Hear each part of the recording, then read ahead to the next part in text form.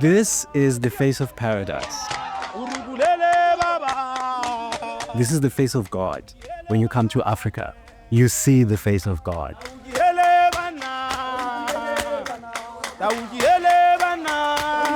South Africa is a land of many voices and many faces, a place where colorful cultures mix, earning it the nickname Rainbow Nation. One of South Africa's most influential voices once said, "The greatest glory in living lies not in never falling, but in rising every time we fall." Nelson Mandela's words still echo through this nation's history and its future. In South Africa, diamonds and people are forever linked. Once a story of struggle, now a source of strength and pride. But the real brilliance of South Africa is not just in the stones. It's in the people. Alive with rhythm, bursting with color, and built on stories that stretch deeper than these mines. This is the real jewels of South Africa.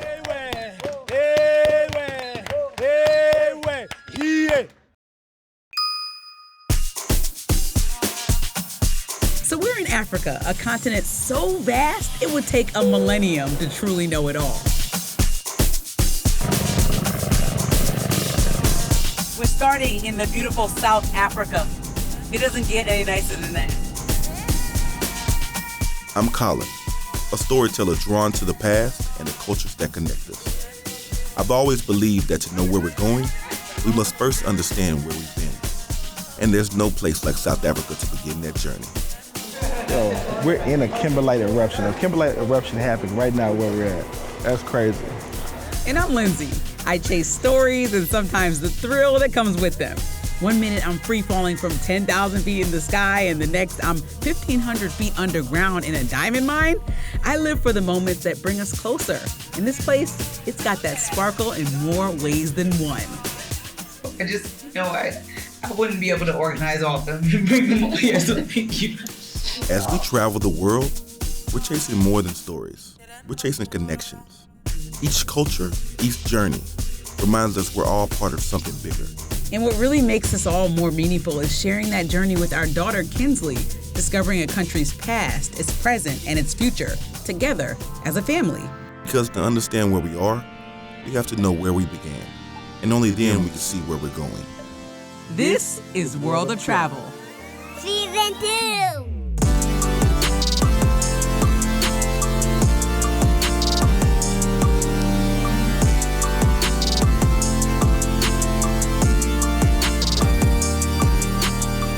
South Africa's journey isn't just told in textbooks. It's etched into the streets of Johannesburg. Thanks to Travel Lead, who coordinated every step of our journey, we were able to walk through the past and feel the energy of what's still rising in every single corner of this powerful city. To dig deeper, we spoke to Steve Lunderstead, a Kimberley Big Hole historian. So when you think of South Africa, what's the first thing that comes to mind for you? For me, I'm afraid I have to say gold. Gold is very important, but diamonds did come first. And it's the discovery of diamonds that really kicks South Africa off to become an economic local superpower. And it's also the money from diamonds that establishes Johannesburg as a massive city. Gold, considered a precious metal, one that mankind sought after. Now, this city was built on gold, then hardened by resistance. But Joburg isn't a city just about struggle. It's a city of movement, of art, of power. Our first stop is the Apartheid Museum. This place doesn't just show you history, you feel it. Every photo, every quote, every sound pulls you deeper into what South Africa went through. To help us understand it all, we met with Duduzi Ntuli. He's an educator here. And trust me, he brings the past to life in a way that stays with you. Because this story, it's not just South Africa's, it's all of ours. Many people, when they come to South Africa, this is the first thing they do. They come to the Apartheid Museum to learn more about the history of this country. So when gold was discovered in 1886, they discovered that there are about 2 billion ounces of gold deposited across Johannesburg. But the people who live in South Africa, the majority of the people who live in South Africa, don't really benefit from all of that wealth. So one of the legacies of the discovery of gold as well as diamonds are the racial imbalances and the economic imbalances. So a capitalistic system started to develop. Apartheid was a brutal system of racial segregation that stripped the majority of South Africans of their rights, dignity, and freedom. For nearly 50 years, laws divided people by race, dictating where they could live, work, and even whom they could love.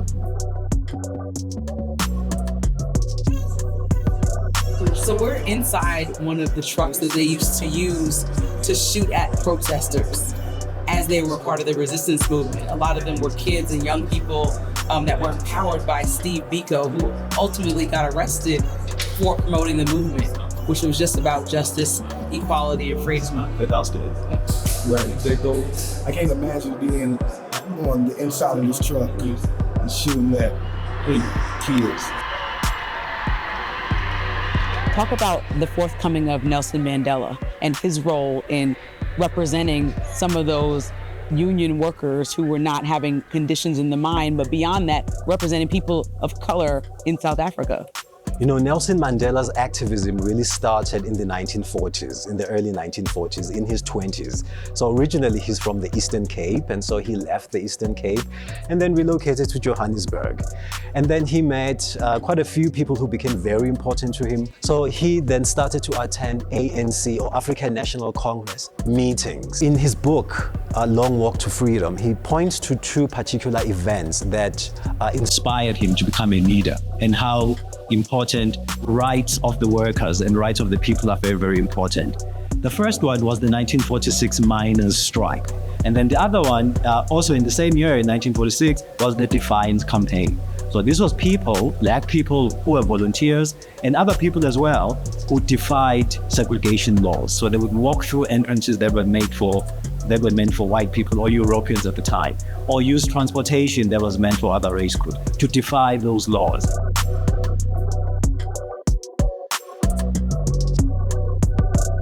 Nelson Mandela was eventually imprisoned for his activism against South Africa's apartheid regime. He was initially arrested in 1962 for inciting a strike and illegally leaving the country. After serving 27 years behind bars, Mandela was released on February 11, 1990, after mounting domestic and international pressure on the South African government to end apartheid. He went on to become the president of South Africa. He was offered opportunities to be released and to live a very good life many times. But he said to everyone else, I cannot enjoy freedom if my people are still oppressed. And so then when he became president in the 90s, one of the first things that he did was to restructure the mining industry. And he introduced something called the mining charter. And so this was a policy that forced the mining industry to allow black people to actually own mines in South Africa, as opposed to just being workers and cheap labor. And that revolutionized South Africa.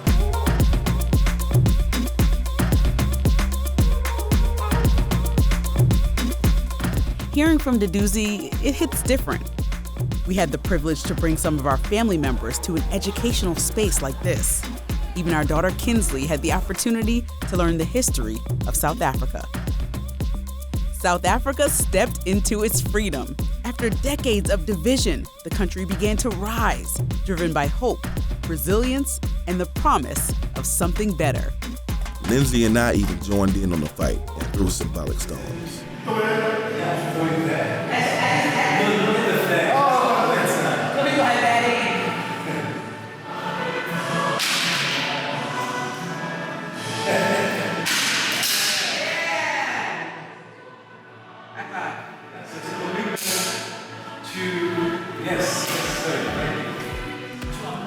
To truly feel Mandela's legacy, you have to walk where he walked, at the heart of Soweto. So just so people understand, we're on a group trip and we don't do group trips. When we film World of Travel, it's just our crew. You guys have seen Anthony, you've seen Siobhan, you've probably seen Jocelyn somewhere in the back of our video. We travel with 30 friends and family members to South Africa. So that's why we're on this big coach bus, not just like Kolyn and I needed a deluxe ride for 2 people. Yeah, we have a huge group. Everyone's having a good time.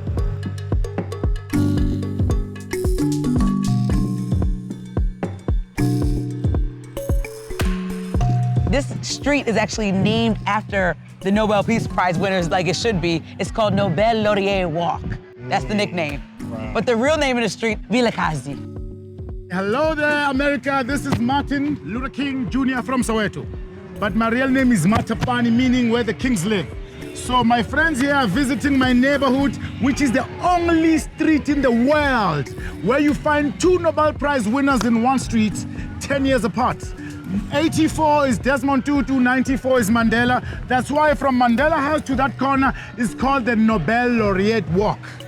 Okay, so right now we're gonna go to Mandela House where Nelson Mandela lived for about 20 years, from the 1940s to the 1960s. So let's go check it out. Standing in Mandela's home was different. Yeah. You don't just see history, you feel the weight of a man who changed it. And you talked about Mandela being a selfless leader. A lot of people followed in Mandela's footsteps, in your words, and wanted the celebrity as well as the notoriety that comes with the presidential position. Mandela didn't want the celebrity. He was just doing it because of the passion. Granted, by the time he was released from prison, he was in his 70s. So he had ailments, perhaps, that we didn't know about. But he chose to hand over power quite quickly. So he served just 1 term, and then he handed over power to Thabo Mbeki, who'd become the next president. He had been his deputy during his term. So he was not greedy at all. He realized that, you know what, I cannot be corrupt. I cannot be wealthy while people are suffering. Nelson Mandela truly embodied his selflessness, and Soweto not only embraced his legacy, but truly lived it. From walking through Mandela's home to tasting the meal he first had after prison, you can feel his spirit alive in the food, the stories, and the people. Thank you. At Sanctuary Mandela, we got to try some of Mandela's favorite dishes. He was Mr. Mandela's chef, so a total of 22 years. She launched this last year in September, which is inspired by the dishes that Mr. Mandela served, of which some of them I actually incorporated into our dinner. It's so surreal to think we're sitting in the same exact seats where Nelson Mandela had his meals. Including the ice cream Mandela loved. It was simple, sweet, with a hint of power. That's why we also call it the 1990. And we thought I enjoyed these dishes not because of shouting taste, but because of they always bring memories, and they always gave him strength at difficult times. From the fight for freedom to the rush to fortune, our journey takes us next to Kimberley, where it all began. A place carved by hand and still echoing with the story of South Africa's first diamonds. To help us make sense of this massive landmark and the history buried beneath it, we're joined by our guide, David Tabanello, who knows the Big Hole better than most. Let's dig into the story behind the sparkle. Dumelang babuhi ko hae, lebitso ka ke David Tabanello. Nna ke mmereki mo the Kimberley Big Hole Museum. Ke a lo amogela thata mo lefelo le lentle le la rona le. Ke a leboga. Hard to believe this whole thing started with just shovels. Thousands of miners digging by hand in the 1800s, all chasing diamonds and a chance at fortune. But it didn't stay that way for long. Soon the word was out. The rush turned into big business, and the birth of the industrial mining took over. Big Hole. That's massive. Oh my God. Are there still diamonds down there? Yes, there are still diamonds. Okay, I gotta go. All jokes aside, David gave us the rundown of how a diamond is formed. The diamonds are formed down there in the volcanic pipe. They were formed about 3 billion years ago. All right, how they get to the surface, to the top. It happens via the volcanic pipe. Now, the volcanic pipe was formed 90 million years ago. The kimberlite rock, it's like a transportation it gets attached to the diamond, okay? Then when it spews out some diamonds and the kimberlite rock. But before we get to those diamonds, we have to take a powerful look into what miners actually endured. As we walked through the museum's underground tunnels, we got a glimpse of the dark, cramped conditions they worked in, risking everything for a chance to find diamonds. Welcome to the tunnel. Now, I'm gonna show you something interesting, okay? But I want to know, any heart conditions? No, you're fine? All right. Now, here are the rules. There's no crying, no fainting, no screaming, and no running. We'll go together down there.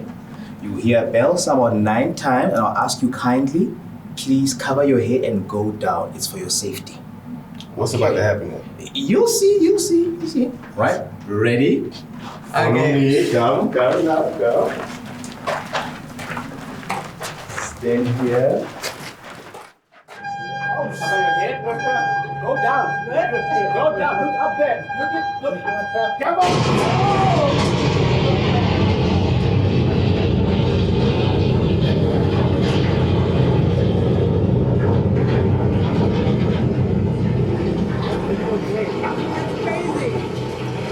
That was not a good warning. Now, what happened? They used the thing called the jackhammer. They had this on the ground. Jackhammer, they would drill the holes on the wall behind you. All right. In the holes, they put in dynamite. They light it. The miners go and hide. The explosion occurs. The rocks fall like that. And they come back later on, take the rocks by hand or scoop into the wheelbarrow to be crushed outside. Now, obviously, safety has changed a lot. Yes. This seems unsafe just going through the test run. Yes. So obviously people had to get hurt in this process back in the day. Yes, there were people who got hurt. Yes, those who didn't get away in time. Yes, from the explosion. Yes. Kimberley, they call it the city of first. We are the first in the southern hemisphere to have street lights. Okay, they came 1882, September the 2nd. We are the first to have a drive-through bar, 1872, the Halfway House, okay? We are the first to have a female pilot, 1912, all right? We are the first to have an airplane accident, 1913, but there was a man to bring it down, okay? Right. We are the first to have a female traffic officer, 1940, and the first female judge, 1969. Wits, the university, which is very popular, was founded here in Kimberley in 1896. It moved to Johannesburg in 1904. It was called back then the South African School of Mines. The first stock exchange took place in Kimberley. First stock exchange? It took place in Kimberley in 1883. And also moved to Johannesburg, becoming the JSE. Yes. One thing I've noticed about South Africa is you guys really take care of your women here. Yes. That's one thing I've been hearing in different locations I've been about how women empowerment has been, at the forefront here in South Africa, and that's really cool. Now, Kimberley isn't just the home to the Big Hole. It's a town that's frozen in time, with dusty streets, preserved buildings, and stories that stretch all the way back to the diamond rush. You can't really tell the story of diamonds without starting in Kimberley, South Africa. True. So walk us through that. All right, the Kimberley Big Hole is based in the Northern Cape Province. Now, the Kimberley Big Hole is where mining started. In the beginning, it was mining done 16 July 1871 by hand, pick and shovel. By hand? By hand. So that big old hole we saw, people... Yeah, that's the unique part about the Big Hole. It's hand dug. Yes. Then later on, they introduced machinery, 1892, the headgear, which dug deeper. It dug 1,097 meters deep. Now, out of the hole, they took about 14.5 million carats of diamonds.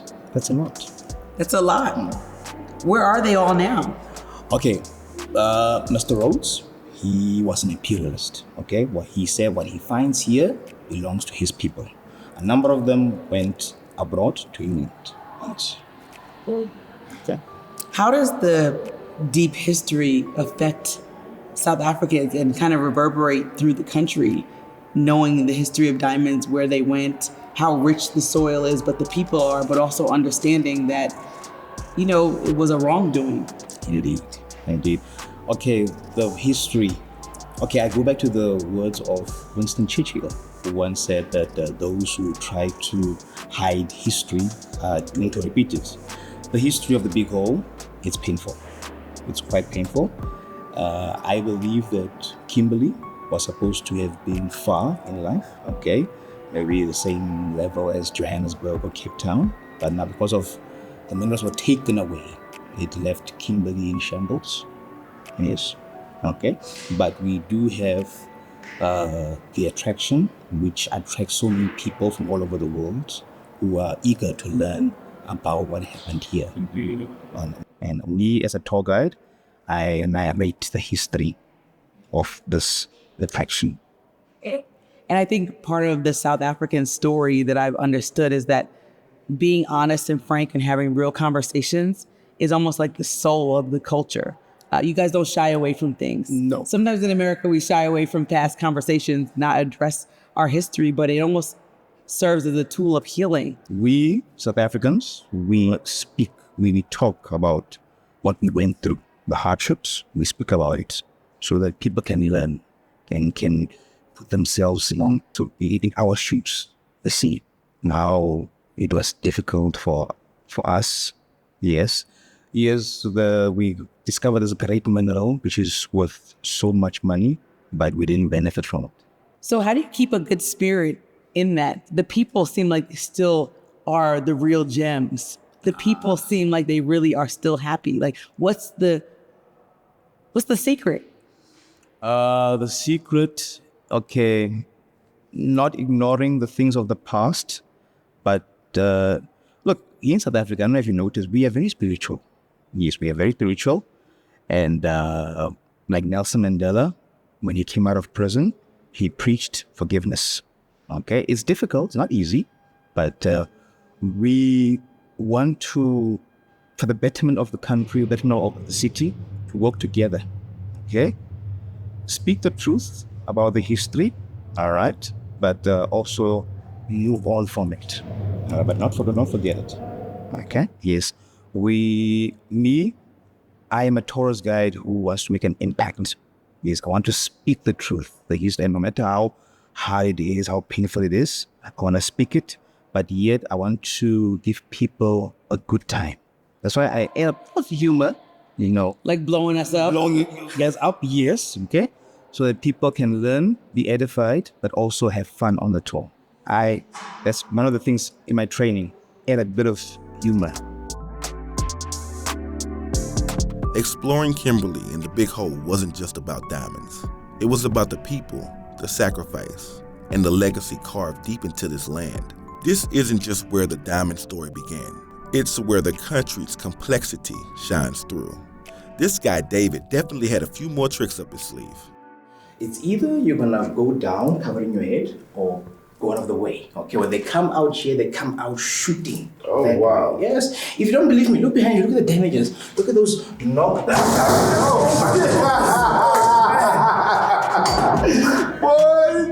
Kimberley showed us where South Africa's first diamond legacy began. Raw, rugged, and dug out by hand. But today, that legacy has evolved into something far more refined. Now it's about precision. From sorting to grading, each stone is carefully examined. Every facet, every flaw, before it ever meets the blade. We just came from Kimberley, and we saw De Beers' first large mine, the Big Hole.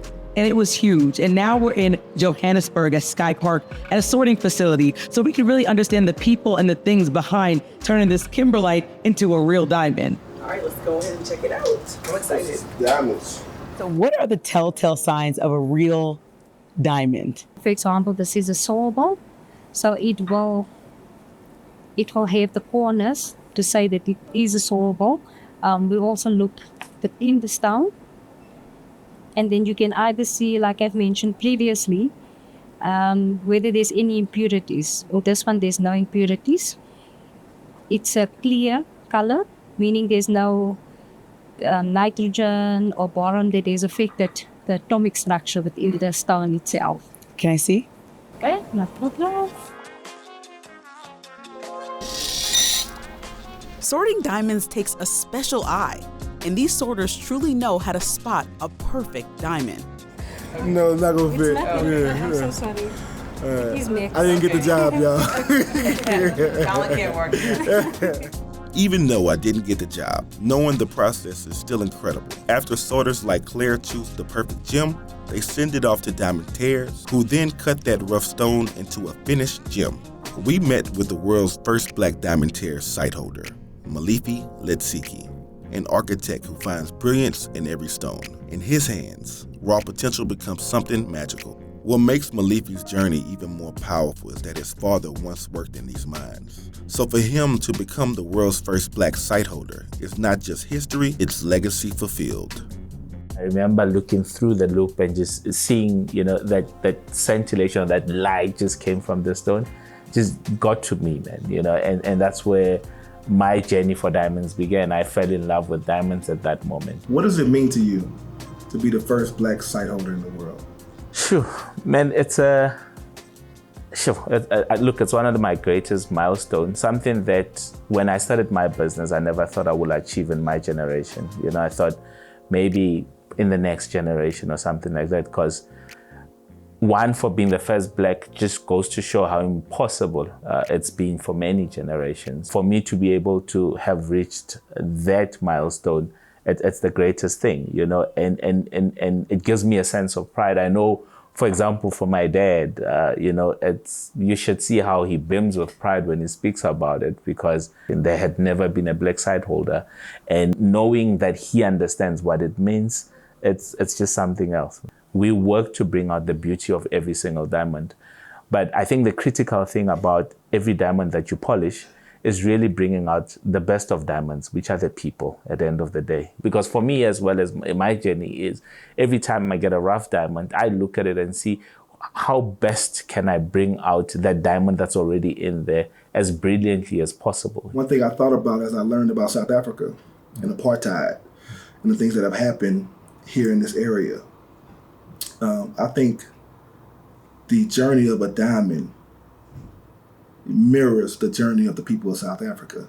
You've hit the nail right on the head there, where we've had very rough times in South Africa, and I see it as rough diamonds, and as the process of upstreaming those diamonds from the ground up, until we get to touch those rough diamonds. When diamonds that were found from the ground are able to develop the community where these diamonds are, you've really, really, really polished the real diamonds by polishing the people there to make them international people and not people that will just exist in those villages or small towns.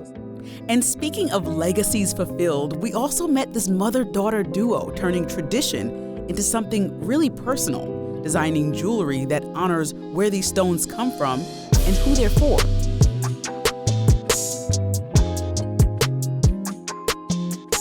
We are both mother and daughter, and you'll see as you go through the production, the logo is built around the relationship and wanting to have generational legacy. We traveled to the Venetia mine in Limpopo.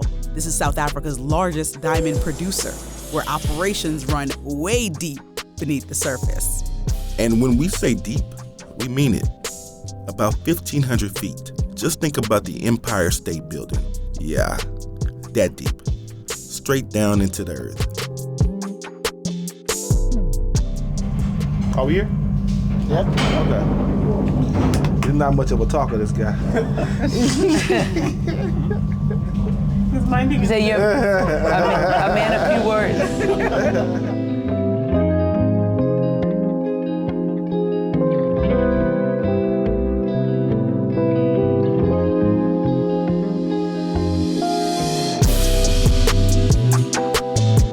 Travel is taking you below the surface of the earth, to give you a perspective of what exactly what Lindsey is about to tell you right now. There's a process to natural diamonds. First it's mining, then it's sorting, then it's cutting, then it's designing. You know that jewelry that you get?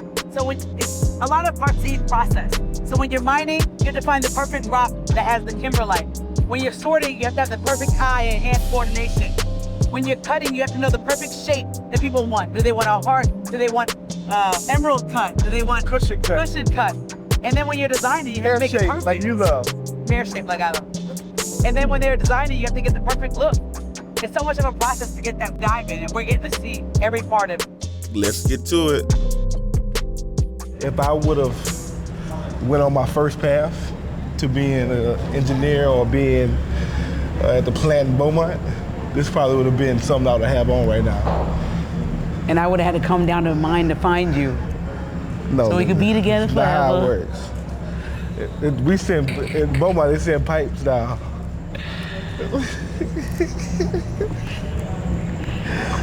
Wow. You're silly. This is kind of romantic. You think so? Yeah. So all of us, all alone, 1,500 feet underground. And with 30 of our good friends. Come on, that's wild. 450 meters down, surrounded by tunnels and machinery that carve through rock.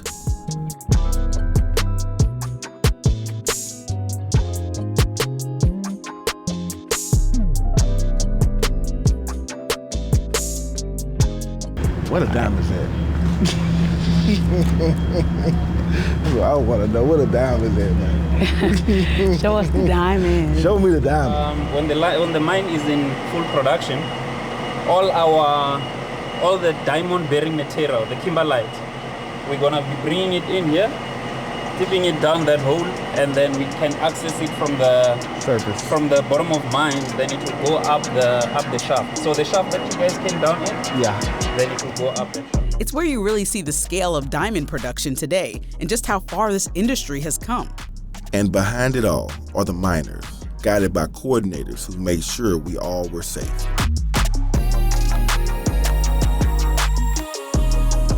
How does it make you feel that that's coming from South Africa?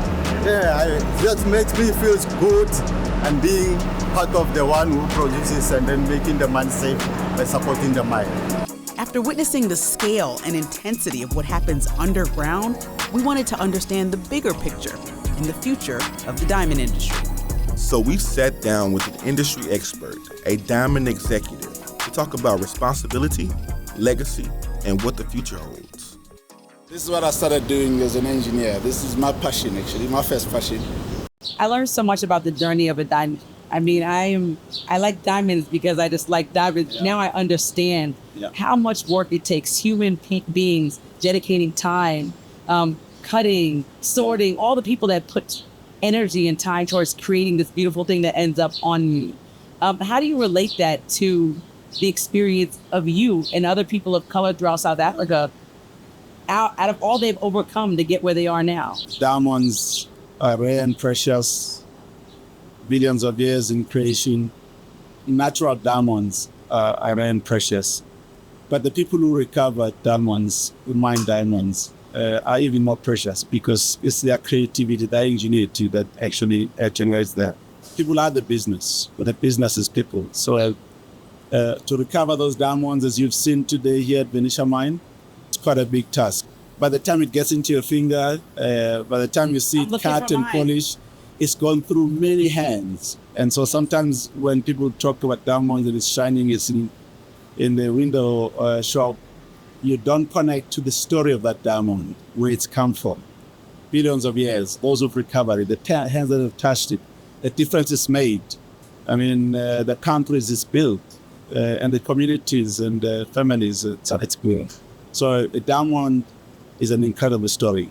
Now, I was really impressed that I'm surrounded by a safari wildlife reserve at this Venetia facility. Talk to me about that and why it's important for you to take care not only of the people, but the ecosystem around you. So it's something that De Beers has always done with all of the mines is built. It's a recognition, and we have a simple rule: for a certain amount of acre of disturbance we do for mining to recover diamonds, we look after a biodiversity and ensure that that biodiversity is sustained. That's important because, as the impact of what we do has to be positive, ultimate. When the last diamond is mined here, this environment needs to be looking same way that we found it. And in fact, people need to be proud of what has been done. But more than that, the natural world, we have so much to learn from it, and sustaining it is important. As it is, by the way, to the point you made about communities around where we mine.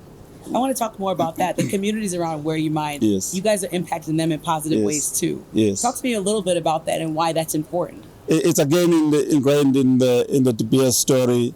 We talk about building forever. We talk about making life brilliant as our purpose. And so the diamond, when you wear it, you can wear it with pride, knowing the good that it has done.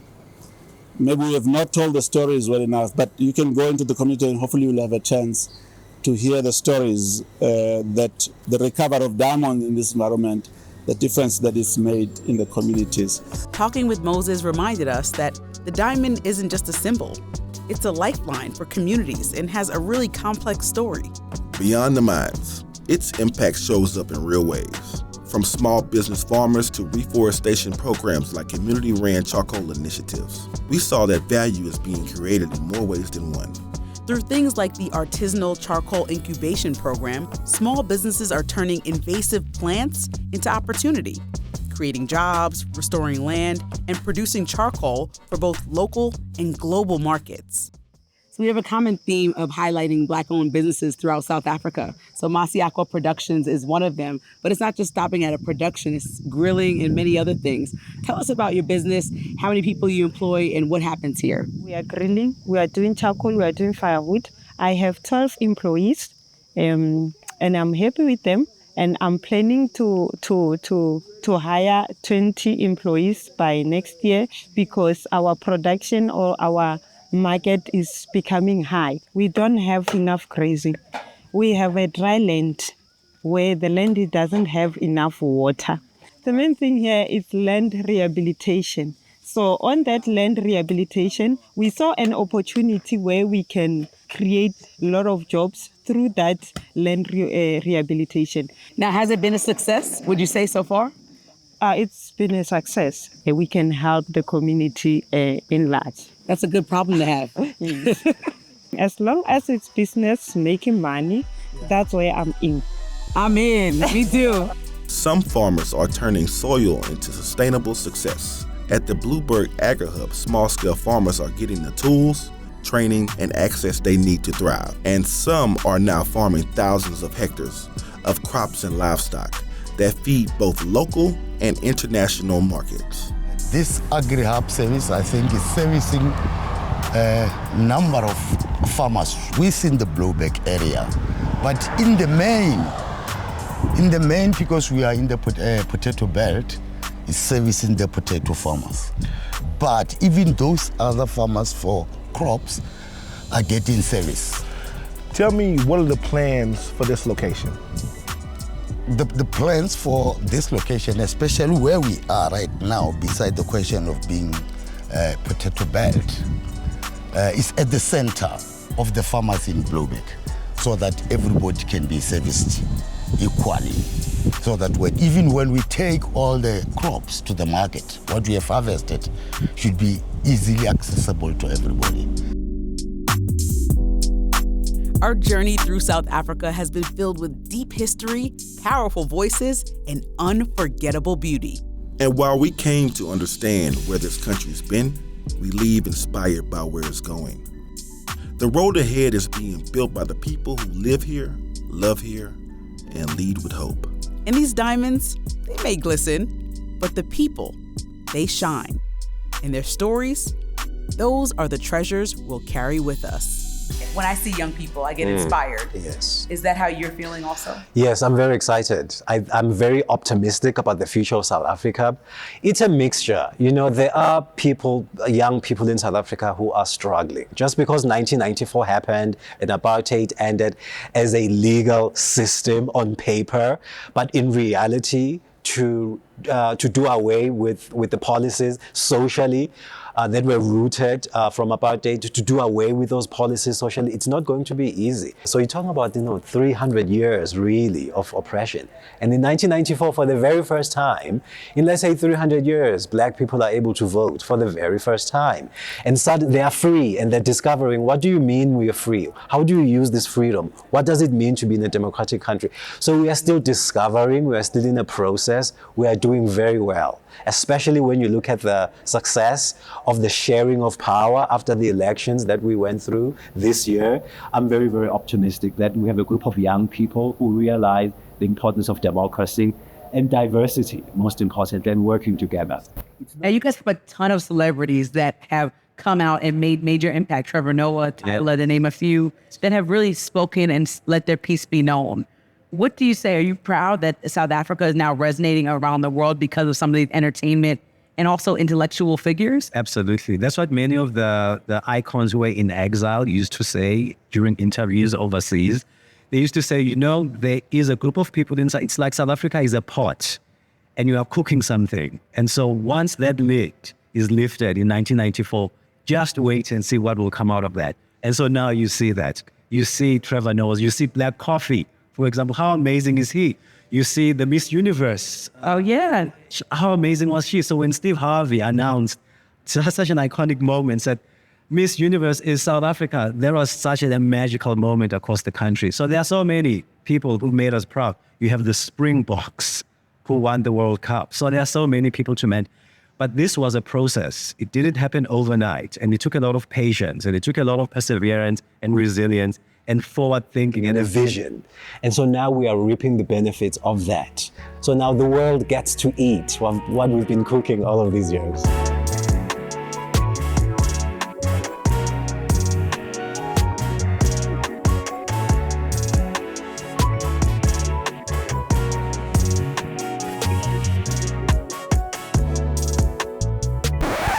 Wait. We've been in South Africa this whole time and we still haven't seen a lion? Where are the animals? Where's the lion? Where's the bear? Where's the elephant? I guess we're staying until something roars, runs, or at least blinks. Until next time, this is World of Travel.